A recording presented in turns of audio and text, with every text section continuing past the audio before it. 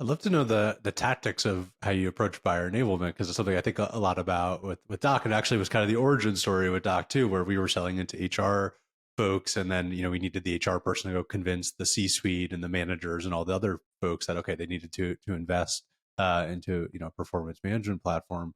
Yeah, like what does buyer enablement actually look like? Are you just creating case studies for them to forward along? Are there like spreadsheet calculators you're sending? Are you joining into Yeah, like internal meetings, co-selling? Yeah, can you take us behind the scenes?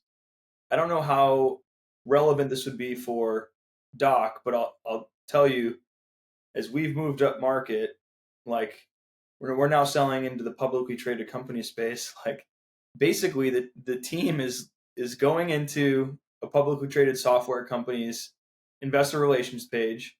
We're pulling down the 10K. We're feeding that 10K into ChatGPT. We're asking ChatGPT to identify what their annual R&D spend is, what the top three initiatives for their R&D department or technology teams are.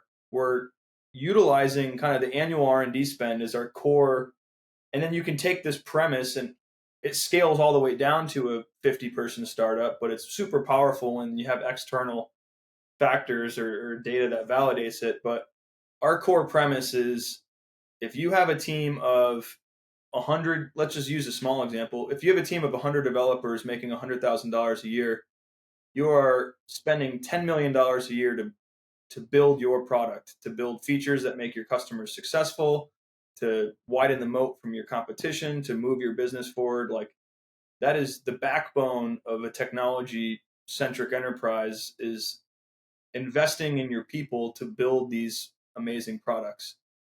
Our message to these executive teams is that right now that $10 million spend is often being managed in a very anecdote driven, non-scientific way. It's people raising their hands saying this team is underwater, this team's spread too thin.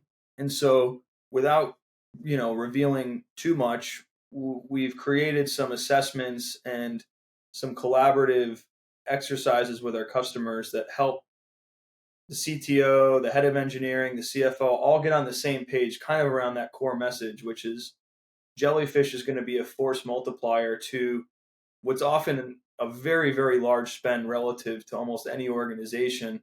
And we'll do proof of concepts and, you know, technology validation that just helps clear a very low bar as it relates to moving the needle. 1, 2, 3, 4% on that annual number is still pretty significant.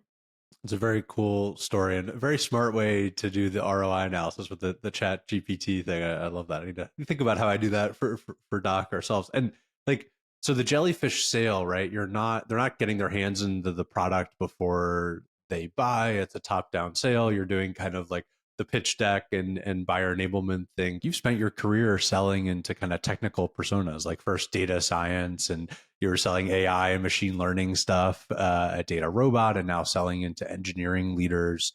At Jellyfish. Like, what advice would you give to other AEs who are kind of selling into technical products that are a little over their head? Like, how do you think about kind of preparing yourself to be able to sell to those personas and those types of products? I'd say that I'd say two things. One is you don't necessarily need to know the tech as much as you need to know the problems that your tech is solving for.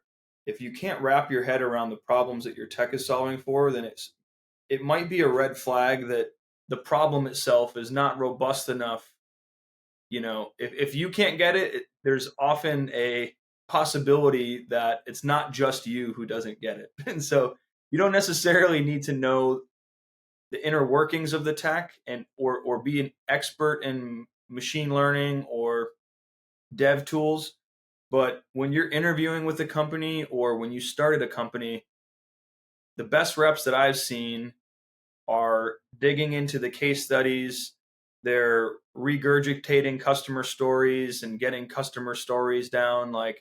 And then just through osmosis, if you get yourself enough at bats, that's the other thing. Like, you need to be able to, even through learning through osmosis on the tech side, whether it's through your SE or a more seasoned rep, like you still need to have these conversations to learn. And so it's probably like set yourself up with strong prospecting and outbound skills, trade notes with people who are doing it well. Make sure that that's a skill that you always have, that you're sharpening and doing well with, because conversations and the volume of conversations can open up so much more development, not let alone like hitting your number. And then the second thing is focus just as much or more on the customer stories and the basic problems that you're unlocking or solutions that you're enabling as you are the tech. And so yeah, that's those are probably the two main ones.